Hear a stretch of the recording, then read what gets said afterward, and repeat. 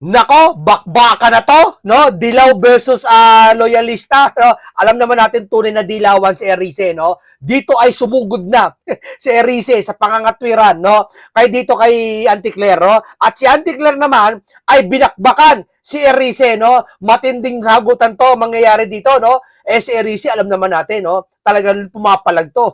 Kung talagang palaban to, itong mamang ito, no? Ito na gusto ko sa dilawang ito, no? Naninindigan talaga kung ano yung nakikita nilang mali, hindi sila nananahimik, no? Iba na kasi yung dilawan ngayon nag-anyo ng pink.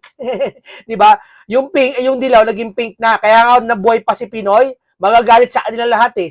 Bakit kayo nag-pink, 'di ba? Kasi nga Lenny, 'di ba? Pero ang totoong dilawan talaga itong si Erice, no? Kung talagang pay paninindigan na talagang parang si Gonson, 'di ba? Yan yung mga tunay na dilawan talaga eh, no? Pero syempre, dito nagkaroon ng bakbakan si Anticler, no?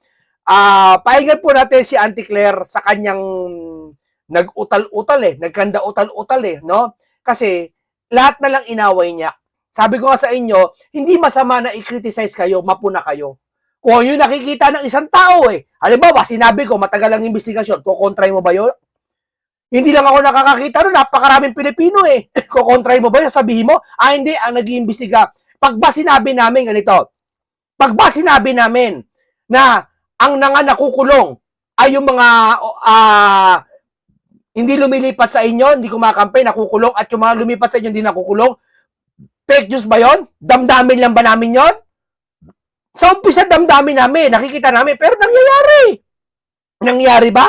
Hindi yan nakulong yung dalawa senador Tama, di ba? Oh, pag ba lahat na nag-iimbestiga, nakukulong sa flood control, totoo hindi. Totoo, dami nakulong Hindi naman sangkot sa flood control Di ba? Tinanggal, inexpelled. Yung si Kiko Barsaga, di ba? Totoo hindi. Kaya dito, ito yung paglalabanan nila ngayon, no? Pakinggan po natin si Auntie Claire at gigil na gigil, no? Nervous na nervous kay Erice. Julie Baiza, 1PH. Good afternoon, Yusek. Sabi po ni Congressman Erice, optics lang daw yung pagbanggit ng Pangulo kay former House Speaker Romualdez nung SONA.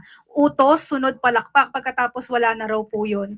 Ang sabi pa niya, the President cannot afford to jail former Speaker Romualdez kasi hindi daw po mangyayari yung insertions for 3 years without the cooperation of the whole government. Totoo yun. Yung ba fake news, Erice? Hindi mangyayari ang insertion. Ikaw ba makapag-insert ka na ikaw lang? Kailangan na sekretary ng DPWH, kailangan ni Cabral, kailangan ni ganito, na perma ni ganito, malalaman, saan napunta yung pera. Naghahanap kayo ng resibo kay Sara sa confidential funds, kailangan may resibo wala ba resibo to? Ayaw nyo mag-imbestiga. Sasabihin nila ganito, si Erice, magpakita siya ng ebidensya. Lahat na lang, pati mga vlogger ganong katwiran, magpakitaan niya ng ebidensya, mag-file, magkaso. Bakit sila kukuha ng ebidensya para magkaso sa isang sangkot sa flood control? Kayo ang nag-iimbestiga. Ba't sila paglalabas nyo ng ganito gawin nyo, ipatawag nyo lahat ipatawag, tapos maglalabas ng saka tayo maglalabas ng ebidensya. Di mo ba mga kababayan? Ano mo, napaka-impertinente po kasi nung sabihin mo sa isang, halimbawa, kay Marcoleta, sinabi mo, Marcoleta, kung talagang totoo sinasabi mo, maglabas ka ng ebidensya na sangkot si Martin. Di ba sa ginawang partial report, meron ando si Martin. Sabi kay Marcoleta, kung talagang totoo siya, sabi mo, Marcoleta, maglabas ka ng ebidensya, laban ka na Martin. Paano ba kapag lalabas ng ebidensya si Senator Marcoleta, unang-una, ayaw niyo mag-imbestiga, ayaw niyo magpatawag. Sino ba Blue Ribbon Chairman? Trabaho ba ni Marcoleta maglabas ng ebidensya? Kaya nga may Blue Ribbon Chairman ayaw nga magpatawag para lalabas ng ebidensya. Dahil po hindi po muna ebidensya. Kahit minsan may ebidensya na, bali mo, tanim ebidensya lang, gawa-gawa lang. Di ba? Mas maganda, ipatawag, magkaroon ng tapatan, mag-cross-exam, saka tayo maglilitaw ng ebidensya. Di ba? Hindi ba ebidensya yung si Saldico, witness? Hindi ba ebidensya yung mga litrato, yung mga video? Tapos si Erice, hanapan niya ng ebidensya.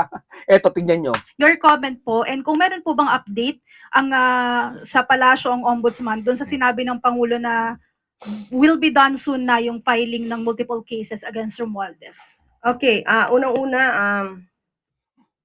yan ba ang talagang kanyang mga sinabi? Kasi nahulog yung laptop kanina. Baka naguluhan kasi gulong-gulo yung isip dyan ni Congressman Erice. parang hindi siya tumutugma sa katotohanan. No? Ano di tumutugma sa katotohanan? Tumutugma sa katotohanan. Yung sabihin ni Magalong na ang tagal ng investigasyon, tugma hindi. Kinontra niya rin si Magalong. Tapos ang ginawa niya, hindi niya sinagot yung tanong. Ang tanong ng reporter, simple lang. Bakit ang tagal ng investigasyon? Sabi ni Magalong. Ang sagot niya, kinontra niya si Magalong. Bakit si Magalong? Tanong mo sa kanya, bakit yung rock netting ang tagal-tagal din?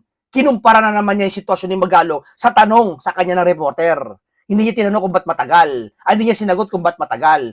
Ngayon, dito kay Erice, kukumpara na naman niya kay Erice. Haharap na naman siya ng butas kay Erice. Hindi ba sasagot yung tanong? Sagutin mo yung tanong. Ma'am, doon tayo mag-stick. Okay naman yung laptop? Okay, sige. Well, anyway, nagtataka nga ako kung bakit pa na ini-interview itong si Congressman Erice. Dahil ang kanyang mga sinasabi ay laging may parang, I don't think. Lahat ay puro, Ayaw mo nun? At least di kayo pinabibintangan ng diretso. Ayaw mo nun? May parang at baka daw. Ayaw nyo nun? Di ba? Pero kahit parang lang, nangyayari. Tama? Pag sinabi ni Erice, ba, parang hindi kayo nag-iimbestiga, parang ang tagal na makulong si Martin. Yung parang ba yun? Hindi parang totoo? 3 linggo na, magka 3 linggo na mula nagsona, ano nangyari kay Martin? O, di yung parang ni Erice, di parang totoo na. Nagkakatotoo na yung parang niya. Kaya nilagay niya ng parang. Kasi hindi naman niya nababasa ang future eh. Kaya nilagay niya ng parang. Tama? Hindi pa sigurado. Parang kami dati, hindi pa kami sigurado dati. Dati, hindi pa kami sigurado na talaga nag-iimbestiga ba talaga sa flood control. Eh ngayon, sigurado na kami. Kaya dati, siya sabi namin, parang hindi nag-iimbestiga, parang ang tagal. Diba? Sa umpisa lang yon. Pero ngayon, tumagal na 1 taon, hindi na parang. Talagang hindi na nag-iimbestiga. Di ba ganun yon, ma'am? sa galing lang sa kanyang isipan, pero walang basihan. Walang facts. Puro Ma'am, hindi porket may walang basihan, hindi na paksyon. Yung nakikita kasi namin sa inyo, yung ginagalaw nyo dyan. theory. Alam niyo po, sa gobyerno, hindi tayo dapat nabubuhay lagi sa theory. Hindi tayo dapat lagi nabubuhay sa paninira. Nakita ko nga po ang kumbaga yung script ng kanyang pinakahuling interview dito sa One News PH. Kaya tama naman po yung binanggit nyo, Ma'am Julie, no? Bago dyan, meron siyang binanggit patungkol dito na hindi lang flood control projects ang problema, kundi pati yung pagkolekta ng basura. Ang sabi niya dito ay meron siyang alam tungkol sa mga local government na ang tawag ay collect all. Kung saan pinaparatangan niya yung mga opisyal ng local government ay corrupt. So kung siya may alam naman dito at isa siya sa public servant at siya ay isa sa maingay na nagtutuligsa, gumawa na ba siya ng aksyon patungkol dito sa mga di umano mga local government units? Oh, yung mga LGU, mga city mayor, kasama yan, local government yan. Na nagkakaroon ng korupsyon patungkol sa pangongolekta ng basura. Sa mga munisipyo. Pakitanong niyo po sa kanya yan. O, so ano ibig mo sabihin, Auntie Claire? Walang korupsyon ng Pilipinas. E di tanggalin na tayo sa pinaka-korrupt na Pilipinas, sa pangatlo. Ang galing na pamumuno ni Marcos, no? Walang korrupt ang Pilipinas, ibig mo pala sabihin, walang korrupt. Ma'am, ganito kasimple yan, ma'am. Kung si Erice nagsalita ng alam nyo tama, na may nakikita siya, at wala naman siyang kapasidad na mag-imbestiga kasi congressman man siya, no? Pero hawak niya ba ang lahat ng ahensya? Kayo may ahawak eh. Di ba? Totoo lang? Kayo lahat nagpa-function nyo sa'yo, kayo may power eh. Si Erice, ang power niya sa distrito niya lang. May possible na mag-imbestiga siya sa kanyang distrito. Tama? Pero kung sasabi niya sa lahat ng mga LGU may mga kurakot, dahil sa mga basura na yan, o ano pa, etc., walang kakayahan ng isang congressman pumunta sa isang syudad para mag-imbestiga. Hindi niya naman jurisdiction yun. Ang may kakayahan nun sa inyo. At dapat maalarma kayo kapag may ganun nagsasalita. Dapat investigasyon kagad. Ang hirap kasi sa problemang itong panahon natin, pag may nagsalita, akala lumalaban lagi. Hindi na lang gumawa ng paraan para gumawa ng isang team, gumawa ng isang individual body or na mag-iimbestiga sa lahat ng bagay. Na ano man yan, imbestigahan kagad yan. May corruption sa PNP, puntahan agad, imbestigahan. May corruption sa ahensyang ganito, puntahan, imbestigahan. Huwag palalagpasin. Walang ganun yata sa atin yun eh. Di ba? Pamanya-manya eh. Eh yun yung basura napakarami. Sabi ba naman ng Pangulo sa kanil Vince Dizon, no? Ha? Ngayon lang kami nakakita ng ganyang basura. Aba, mo parang bagong bagay sa kanila. Wala silang kamalay-malay. Ang tanong, nakatira ba kayo talaga sa Pilipinas? Bakit gulat na gulat kayo nagkaroon ng basura? Ibig sabihin, hindi kayo gumagala sa Pilipinas. Ganito yan. Hindi naman kayo inuobliga na gumala kayo sa Pilipinas. Kasi una-una, nasa taas na posisyon kayo, baka ano mangyari sa inyo, no? May mga tao kayo mula sa barangay, utusan nyo, mula sa LGU, utusan nyo, ipakalat nyo lahat ng mata. O, eto, sige nyo, sino may mga kalat dyan? Yung lumabas yung basura, ibig sabihin nyo ganun karami, 300 tonelada yata yun. Tonelada eh. Ibig sabihin, hindi nyo nakita sa umpisa yun? So, ibig sabihin, doon pala sa maliit na basura, may kapabayaan na. What ipakaya sa malaking bagay? Tama, mali? Di ho ba? So, itong nireklamong LGU na korupsyon, nasasabihin mo, siya mag-imbestiga? Pati papasa mo kay Erice. Siya nakakita, siya rin mag-iimbestiga? Ganun ba ngayon tayo? Ngayon ba tayo ngayon? Pag nakita mo, imbestiga mo. Parang ganito. Ha? Nakita mo hold upper, huli mo. Ganun ba yon? Sir, nahuli ko po yung hold upper. O, ba't di mo inuli? Ba't ko huli? Hindi naman ako pulis. Diba? Mabaril pa ako doon. Ganun ba yun, ma'am? Ganun ang pagkakaintindi ko sa kanya eh. Si Erice, siya sabi na mayroong corruption sa LGU, etc. Ba't ang tagal-tagal ni Martin? Sasabihin mo, sa utak lang niya, opinion lang niya yun? Ma'am, kasi yun ang nakikita niya. Oo, lahat ng bagay nag-uopinion ng Pilipino, pero yung kasi ang nakikita. Pangalawa, ang sinabi niya dito, again, sabi niya, kasi I don't think that the president can afford to jail former Speaker Martin Romualdez. Totoo naman eh. So ito ay iniisip niya lang. Tama yon. Tama si Auntie Claire. Iniisip lang ni Erice yon. Tama ka dyan, ma'am. Iniisip lang ni Erice yon. Hindi kanya pinagbibintangan. Kaya dapat huwag kayong magalit. Iniisip lang niya yon. Huwag kayong guilty.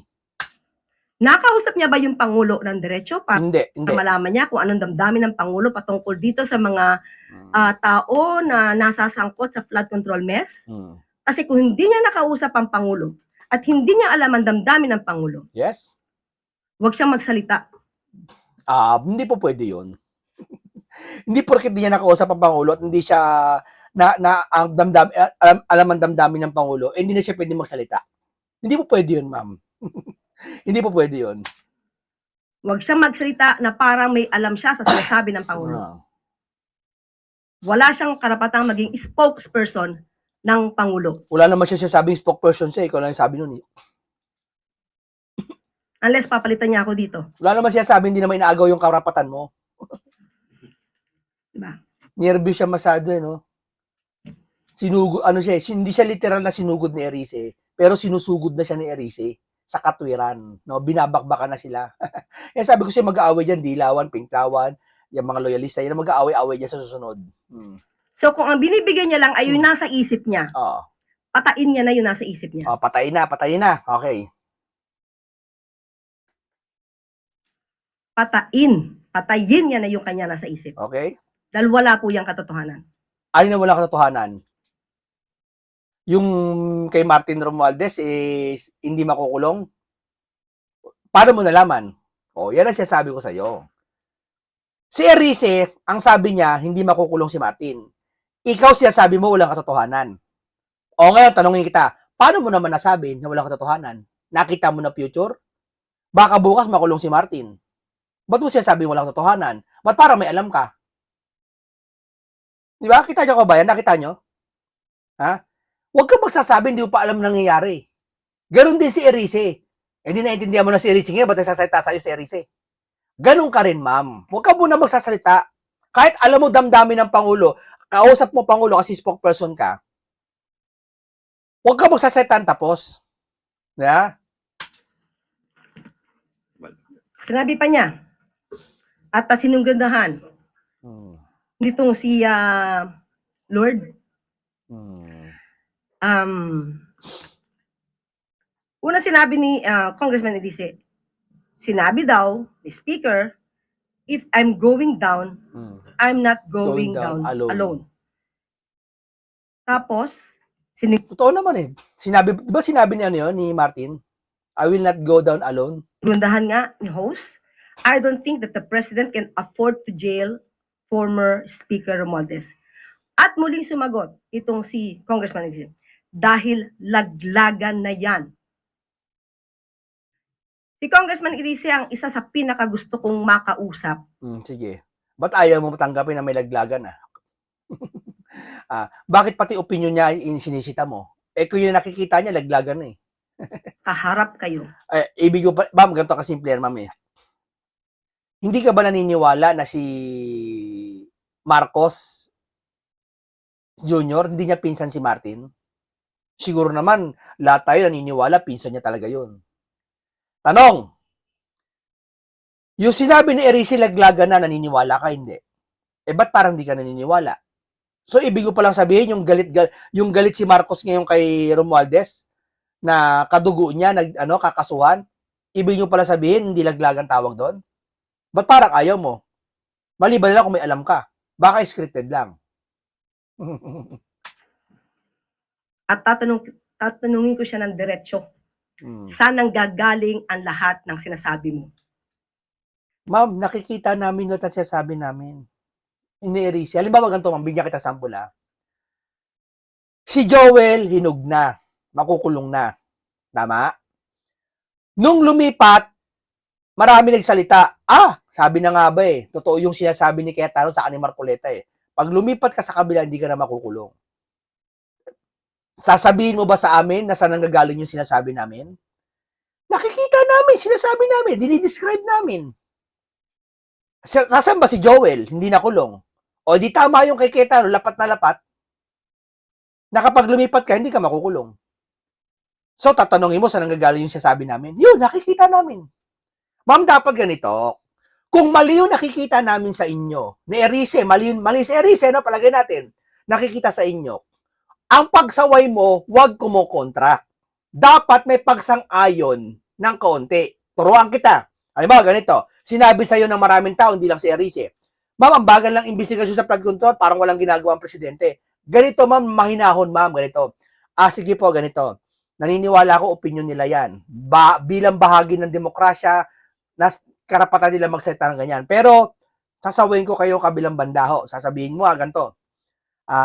Kung nababagalan kayo sa investigasyon, humihingi kami ng pasensya. Pero ginagawa namin lahat ng aming makakaya para mapabilis ang investigasyon, masusi lahat po. Pasensya na po siguro kung nakakapansin kayo lahat sa inyo. Parang si Martin parang hindi makukulong, pero nasa proseso naman po na kung ano man makitang papeles na si Martin ay makukulong, wala tayong magagawa, makukulong si Martin. Pero kung hindi naman po, tanggapin natin ang katotohanan. Dapat ganun magsalita. Pag may nang criticize sa'yo, palagay natin, minamali yung lahat ng ginagawa ninyo, no? Gumagawa naman kayo, huwag kayo magsasalita nang kukontra niyo yung tao. Tapos, si Magalong, sinabi ni Magalong, mabagal ang investigasyon sa flood control. Anong sinabi mo? Hindi mo sinagot yung tanong, kinontra mo agad si Magalong. Dapat ang sagot doon, Mr. Magalong, kung nababagalan po kayo sa investigasyon, siguro hindi ko masisisi kayo. Humihingi ako ng pasensya sa inyo at sa mga constituent nyong sakop. Kasi mayor yun eh. Tama? Sa mga nasasakupan nyo, humihingi ako ng pasensya, lalo sa buong Pilipinas, na sisikapin po namin ng lahat magawa para maimbestigahan. Pasensya na po kayo kung nababagalan po kayo, pero para sa amin, hindi naman po talaga mabagal. Ganon sabihin mo, wag mo nang anuin sila. Kasi kaya tama na may sinasabi mo, balikan mo sila eh. Pero dito kasi, spokesperson ka. Tagapagsalita ka ng Pangulo, ang hinihintay namin na gusto namin marinig, yung kasagutan sa tanong. Hindi yung batikos mo, hindi yung buwelta mo, hindi yung balik mo, hindi yun. Yun ang pinaka-importante ngayon dito. Naintindihan nyo, mga kababayan ko? Naintindihan nyo? Ganun po dapat. Mahinahon tayo kasi para magtiwala yung tao sa atin. Hindi yung magsasalita kayo dyan, maita kagad ang ulo ng tao sa inyo. Di ba? Tama man. Sino mali? Sino ayaw magmali? Sino minamali yung sinasabi ko? Maganda yung ganung paraan. Di ba? Pero halimbawa, pinagbantaan na si Pangulo, pinagbantaan ka na, ay hindi na maganda yun. Sabi ko nga. Bigyan niya ako ng ebidensya, O tamo, bigyan daw ng ebidensya. Bigyan niya ako ng ebidensya. dahil puro ganito na intriga, mahirap sumagot ng puro intriga. Ma'am, natural yan. Criticize, intriga. Natural yan. So, ano ka lang, ano yun, Diyos ko po, grabe to, no? Grabe, no? Ano ka ba, spokesperson talaga? Hindi tayo mga taga-media, hindi tayo dapat nabubuhay sa intriga lang. Intriga at pamilya. So patungkol kay Baka po may update ng Ombudsman doon sa sinabing ng Pangulo na the filing of multiple cases against Romualdez will be done soon. sa ulat na nadidinig ng Pangulo, dahil meron di umano mga witnesses laban kay dating Speaker Romualdez, naniniwala ang Pangulo na kapag kumpletong ebidensya ay dapat masampahan ng kaso. Sino-sino ang unang tumutuligsa at nagsasabing meron silang alam at mastermind di umano ang Speaker? Okay. Hindi ba obligasyon nyo na Oh. nabigay lahat ang inyong kaalaman sa Ombudsman? Ma'am, mali ka dyan. Mali ka dyan. Mali, ang laking mali mo dyan. Alimbawa ako, nakakita ko si Gutesa, nagsalita. Si Saldico, appropriation, nagsalita. Tinuro si Martin. Ha? Yung mga 18 Marines. Wag na lang yung 18 Marines. Yung flow na lang ng pagkukurap. Yung flow na lang yung flow. Halimbawa, sino ba mga kasangkot niyan? Cabral, chairman ng appropriation, mga USEC, si DPWH secretary. Ha? Yung takbo na lang ng natural. Sino ba puipirma? Sino ba nagre-release ng pera? Sino puipirma? Sino nag-distribute? Ano kinalaman ni speaker? Tanong ko wala bang kinalaman si speaker doon? Tapos nakita ko lahat yon. Ha? Hindi ko na kailangan ng ebidensya. Tapos sinabi ko, kailangan si Martin panagutin dyan. Mapanagot si Martin dyan. Saan siya mapapanagot? Pag nanakaw? Hindi kagad siya nagnanakaw. Wala pa tayo siya sabing ganun. Kailangan maano siya dyan. May kinalaman siya dyan. Responsable dapat siya dyan sa nangyari na kasi speaker siya. Tapos sasabihin mo ba sa amin, ma'am, asan ang ebidensya mo? Yun na yung ebidensya namin, speaker siya. Bakit siya sabi mo, ebidensya na magnakaw siya? Wala pa nun, ma'am. Huwag tayong guilty. Kaya nga may investigasyon pa eh. Kaya nga gusto ipatawag si Martin na hindi nagawa ng Blue Ribbon kailanman eh. Kaya nang gagalaiti sila Senator Marcoleta, hindi napatawag yung mama na yan eh. Diba? At kailangan talaga ipatawag yan. Hindi daw pwede ipatawag si Presidente. Kasi President yun. Respeto pa rin kahit paano. Yun na lang mga speaker. Saka sila Zoom to Zoom. Via Zoom si Saldico. Tama, ma'am? Huwag mo kami yung hahanapan kung sino man ang mga individual na nakakaalam mag-present ng ebidensya. Wala talaga kami mape-present na ebidensya. Unang-una, wala naman kaming power eh. Diba? Ang makakapag-present niyan kayo. At yung Blue Ribbon, kung hanggat maaari, ilagay nyo dyan si Senator Marcoleta. Yung mape-present talaga. Kasi si Pinky walang ginawa. Paano makakapag-present ng ebidensya? Lumalabas, nanonood na lang kami. Tapos naghahanap kami ng ebidensya, kami pa pag-produce mo ng ebidensya, yung mga congressman, lahat pag-produce mo ng ebidensya. Mali yan, ma'am, mali yan. Huwag ganyan, mali yan. Dahil medyo na-disappoint si Ombudsman Boying Rimulya sa pag-retract ng 4 na Maleta Boys. Ano yan? So kung meron pa pong ibang mga may hawak na ebidensya, katulad nito si Congressman Erice. O hindi na parang nadudulas ka. Kanina pa siya parang nadudulas na napapahamak niya sarili niya, no? Pinahamak niya sarili niya. Parang yung flow ng sinasabi niya lahat. Ito, akin, sorry ako lang to ha. Parang lahat ng flow na sinasabi ni Auntie Claire, lumalabas, alam niya na hindi makukulong si Martin. Parang ganun dating sa akin ha. Sorry ha. Yun ang dating sa akin. Pakiramdam ko na parang alam niya. Na kasi sabi niya sabi ni Erice, hindi makukulong si Martin eh. Sabi naman niya, fake news si Erice. So, ibig sabihin, alam mo, hindi makukulong si Martin. Parang ganun eh. Yun dating sa akin ha. Sorry. Sana wag ganun, Auntie Claire. Parang lumalabas, kasi malalaman mo po ang buong kasagutan pag nakapagsalita na siya ng marami. Parang lumalabas, pinahamak mo sarili mo, inamin mo na si Martin di makukulong. Parang gano'n lang, Kung meron kang alam, Congressman Erice, pumunta na po kayo sa ombudsman at doon nyo na ibigay lahat ng alam po ninyo para hindi kayo ma-disappoint. Mali ka At dyan. Mali ka na naman dyan. Lahat ba nag-criticize sa amin? Lahat kami? Kung kay Erice, sinabi niya yan, congressman na yon. What if pa kaya sa tating mabababa lang? Ordinaryong Pilipino nakatira sa ilalim ng tulay, nakatira sa mga kubo-kubo, nakatira sa mga squatter, nakatira lang sa kung saan-saan. Kay Erice niya, nasabi niya yan eh. Paano pa kaya kami? Ibig mo sabihin, pag sinabi namin, si Martin, imbestigahan. Sasabihin niyo ba sa amin, maglabas kami ng ebidensya para imbestigahan si Martin? Ganun ba yon? Maling bagay na yan. Ma'am, obvious na yung yung kay Saldi ko kumanta. Sapat na yung ebidensya pinakita may mga maleta na hinakot at pinatutuhanan ni Saldi ko. Hindi ba sapat na imbestigahan talaga si Martin? At kami wala kaming karapatan magsalita? Hindi ba? Sabihin ang Pangulo ang siyang merong kagagawan para hindi siya masampa ng kaso. Obligasyon niyo po yan, Congressman Erice. Hindi namin obligasyon niya, ma'am. Obligasyon niyo yan. Kung si Erice ginaganyan, what if kami? Kayo naman, no? Para lumalabas, bawal kayo mag-criticize. Pag nag-criticize kayo, inanapan mo si Martin, ilabas mo ebidensya mo. Parang gano'n lumalabas na ngayon, eh. Grabe, no? Tindi, no? Last na lang po, Yusek, sa same interview niya, sinabi rin po niya na ayaw niyang husgahan yung 2027 budget, pero yung previous daw po, puro lang ayuda-ayuda, kaya daw nakangangalang sa ayuda yung mga tao. And yung government spending, wala man lang daw po sa infrastructure. Oo, ayaw din naman niyang, what's the word again? Ayaw niyang? Ayaw daw po niyang husgahan Okay, yung okay. 2027 budget. Totoo naman. Ayaw din naman niyang husgahan ang patungkol sa impeachment trial. Ata mo. Ano niya, no? Tindi niya, no? Ang gusto nito ni, pag wag mong husgahan yung, yung budget, bago mo husgahan, dapat husgahan mo rin yung impeachment. Huwag ka mangungumpara.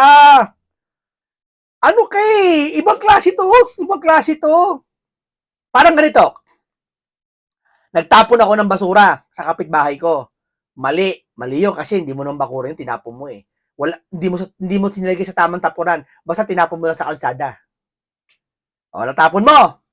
Tapos, sinaway ka. Sir, ba't mo tinapon yung basura dito? Bakit? Tinapon din naman ng isang pamangkin mo yung basura dito sa tapat namin, Ganun ba yung sagot? Ibig sabihin, mali na yung ginawa ng pamangkin niya. Mali ka rin. Nagtapon ka rin sa bakuran niya. Ba't mo gagayahin? Ba't mo ikukumpara? Huwag ka magkukumpara. Sagutin mo yung tanong. Huwag mo, porket ba si Erice, sinabi niya na sinaway niya yung 2027 budget, halimbawa 2025 budget, sinasaway niya. Tapos sasaway mo ba? Bakit yung impeachment di niya sinasaway? Huwag ganun. Wala kang pakialam sa kanya kung di niya sinaway yung impeachment. Pakialaman mo yung sinaway ka. Parang ganito, nahuli ako sa motor. Nagmumotor ako. Sir, ba't ako hinuli mo? Ba't yung isa hindi mo hinuli? Alam ka naman hulihin lahat yun. Ikaw yung nahuli ko na champion eh. Parang yung dati aso. Dati nagtrabaho kasi ako sa veterinary. Nagtrabaho po ako sa city veterinary. Sa City Hall po, sa City Hall.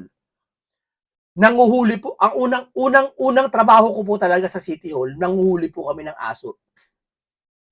Nanguhuli po kami ng aso. Di nahuli namin yung aso, no? Kasi bawal na kagala eh. Alam niyo na paano panghuli ng aso, di ba? Nilalagay sa impounding. Nahuli yung aso.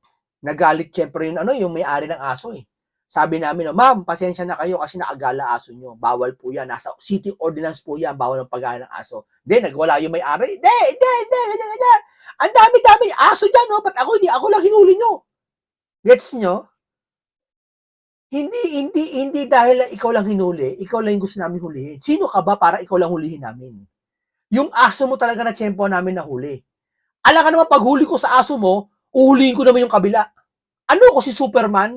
Ano ko si Spider-Man? Ganun kabilis? Uhulihin ko rin yun. Ikaw lang yung nauna ko nahuli. Huwag mo sasabihin na porket ba ikaw lang nahuli ko, sasabihin mo, bakit yung isa hindi nyo nahuli? Tapos nagreklamo siya sa mayor. Mayor, aso ko lang hinuli. Yung aso ng iba ayaw. Ba't sino ka ba para sabihin, aaso mo lang uhulihin? Eh, lahat naman inuhuli. Ikaw lang nauna. Kaya wag mo ikukumpara yung sitwasyon na yung porket, tanggapin mo na natalo ka. Nahuli yung aso mo, mali ka. Tanggapin mo. Huwag mo sasabihin mo bakit yung iba naman nahuli. Ang gusto mo kasi lumigtas ka lang dun eh. Parang ganun nangyayari ngayon dito. Pag nakakita ng mali yung isang tao sa'yo, sasabihin mo, eh bakit naman si Erice? Ayaw niya punayin yung impeachment trial. Ayaw yung impeachment. Ang pinupuno niya itong administrasyon. Wala kang pakialam. Kayo ang pinupokus eh. Yun ang sagutin mo. Gets nyo ako mga kababayan? Gets nyo ako? Di ba? Ang layo sa katwiran, no? Ang layo. At ang sabi niya, yung naniniwala sa grave threats ay, excuse me for the word, but this is his word, katangahan. So in other words, hindi siya maniniwala na ang Vice Presidente ay nagbanta sa buhay ng Pangulo. Teka muna. Alam namin may ganung talagang salita si Sara. Pero sabi ni Sara, conditional. Pag ako, may nagbabanta sa akin, sabi ni Sara, may nagbabanta sa kanya kasi papatayin siya. Pag ako ginurgur, gurgurin mo yung manggugurgur sa akin. Tinuro niya kung sino gugurgurin. Tanong, hindi nyo ba inimbestigahan bilang presidente na talagang totoo yung sinasabi ni Sara meron sa kanyang threat? Kaya niya sinabi yon. Ang pinagtuunan nyo lang pansin, yung threat kay Pangulo. What if kung talagang may threat si Sara, kaya niya sinabi yon? Hindi nyo lamang iimbestigahan yon? Alarma yon. Halimbawa, ganito. Teka, sample lang. Ito si Sara. Si Sara to. Sabi niya, pag may nangyari sa akin, gurgurin mo to. Ito sila BBM, sila Martin, sila asawa. Ha? Pero kaya niya sinabi yon kasi may nagbabanta sa kanya. Ito. Gets nyo? Kung may nagbabanta pala sa kanya, etong sino tong tao na to nagbabanta sa kanya, hindi nyo inalam? Na kaya gugurgurin ni Sara tong Pangulo, kasi may gugurgur din sa kanya. Dapat inalam nyo rin kung sino yung gugurgur kay Sara. Huwag nyo sabihin na problema ni Sara yon. Ay, hindi. Paano pala kung ito ay anti-Duterte din to, anti-Marcos din to? Ang gusto nito maggurgurin si Marcos, gurgurin din si Sara. What if lang, hindi ko sasabi ah. Hindi nyo ba iimbestigahan yung gugurgur kay Sara kaya kayo gugurgurin? Gets nyo ako mga kababayan? Dapat hindi lang si Sara. Oo, of course, syempre kasali si Sara dyan. Si Sara yung salita eh. Si Sara talaga imbestigahan nyo. Pero imbestigahan nyo rin yung kung bakit nasabi ni Sara yun. Sino yung gugurgur sa kanya? Ito ba invento lang niya? Kung totoo. Kasi pagkakilala ko sa isang Sara o kaya sa isang tao, hindi niya sasabihin nyo kung wala talagang nakarating sa kanyang banta rin sa kanya. Ibig sabihin, may banta rin sa kanya. Tama? Yun ang pagkakaunawa ko, ha? Ito ay isang katangahan? Hindi ba niya napanood mismo yung video? So, ibig sabihin lahat ng tao ay pwedeng magbanta kahit kanino? At hindi dapat maniwala sa isang pagbabanta? Tama ka dyan, kahit sino pwede magbanta, pero pinagbantaan niya si Sara. At sa pagbabanta niya, gurgurin mo pag ako ginurgur. Gurgurin mo siya. Ibig sabihin, may banta rin siya. Although nagbanta rin siya kay BBM, mali yun. Pero may nagbanta rin sa kanya, kaya niya ginawa yun. Dapat imbestigahan nyo parehas yun. Gets nyo? Wala eh. Galit sila kay Sara, kaya imbestigahan lang yung sinabi lang ni Sara. Di ba mga kababayan? So, tanggalin na lang po siguro natin yung salitang grave threats sa revised penal code. At hindi siya naniniwala sa 2026 GA. Tandaan natin, puro ayuda. Yung ibang mga... Totoo no, puro ayuda eh. Wala kayong diskarte. Totoo lang. Walang diskarte. Puro ayuda. Kung yan nilagay nyo sa kuryente, yung sabi ni Senator Marcoleta, mambabatas at ibang mga kababayan, sasabihin nila, bakit nabawasan daw ang pag-ayuda? Ngayon naman, kay Congressman Erice, puro ayuda. Siguro dapat mag-usap-usap kayo para hindi kayo nagsasabog, no? Hindi iba-iba yung inyong mga... Hindi na kailangan sila mag-usap-usap. Magkakaiba naman sila eh. Hindi porket parehas DDS, dapat parehas sasabihin. Hindi ganun. May kanya-kanya opinion ng tao. Di ba? Huwag ganun. sinasabi. siguro dapat malaman ni Congressman Irice na hindi po lahat ng Hirap na siya magpaliwanag, hirap na hirap na siya ipagtanggol si Junior, no? Kitang-kita sa mukha, hirap na hirap siyang ipagtanggol si BBM. Hirap na hirap, kita sa mukha, kita sa pananalita. kanya sinasabi, ipapaalam ko na sa kanya na tama.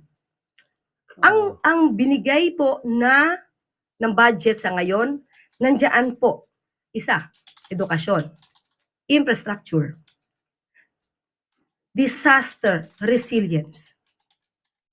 Ang edukasyon po ba ay proper? Wala po ba tong ayuda? Yung walang gutom ni Secrex. Ito ay parte ng budget. Yung 20 pesos na kada bigas, ay kada kilo na bigas.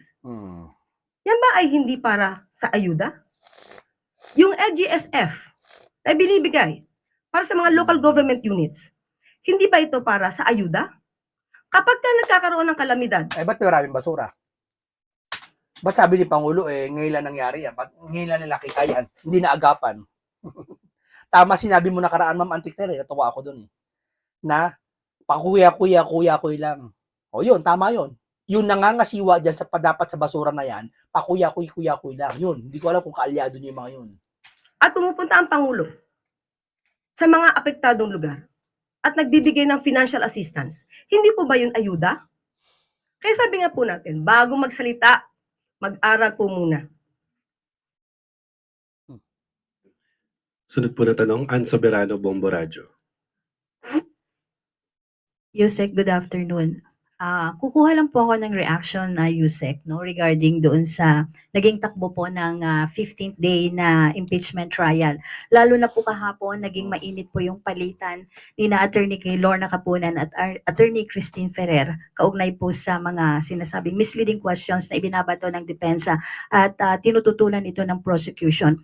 Sa pananaw nyo, Yusek, bilang abogado, bahagi ba ito ng strategiya sa cross-examination o maaari itong makakaapekto sa paglilinaw ng mga isyong tinatalakay sa trial? Okay, even before, sinabi po natin, ang Pangulo at ang administrasyon ay hindi makikialam sa anong ginagawa. At Natatawa ako sa sinasabi niya, no? Tuwing narinig ko yan, ang Pangulo at administrasyon di nangingialam sa proseso. sa proseso. Ayaw nila mangialam sa impeachment na yan. Diyan palang guilty na sila eh. Bakit ayaw nyo mangialam?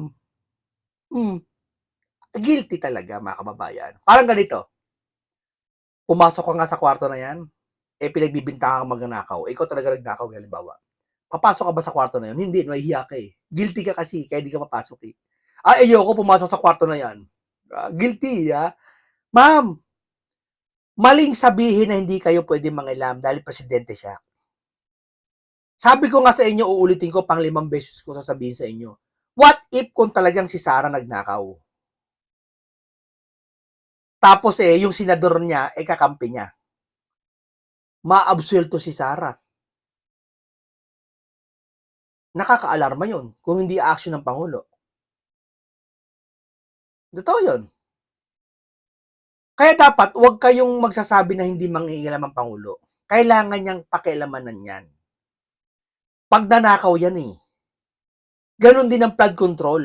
Pag nanakaw yun. Ganon din ba katwiran niya sa flood control? Di pwedeng pakialamanan? Ha? Ba't ayaw niya sabihin ng flood control? Ayaw niya pakialamanan? Sige ya. Bakit sa impeachment siya sabi niya, huwag pakialamanan? Ibig sabihin, nangingialam siya. Sinasabi niya lang ayaw mangialam. Lumalabas guilty talaga kayo. Totoong nangingialam ang Pangulo dyan. Kayo na mahusga. Okay, maraming salamat. Maraming salamat sa iyo, Auntie Claire, sa iyong mga bahagi ng demokrasya. Tanggapin mo lang, criticize sa iyo. Kung ano yung mali nakikita sa iyo, tulad namin, tanggapin mo yan. Tatanggapin din namin mga sinasabi mo. No, pero, kitang-kita naman sa itsura mo, sa pananalita nyo lahat, nararamdaman namin na parang sinasabi nyo kayo lagi tama. Kami mali. Parang ganon. Huwag ganon. Huwag ganon, ma'am. Okay, maraming salamat. Ingat lagi kayo. Paalam po sa inyong lahat.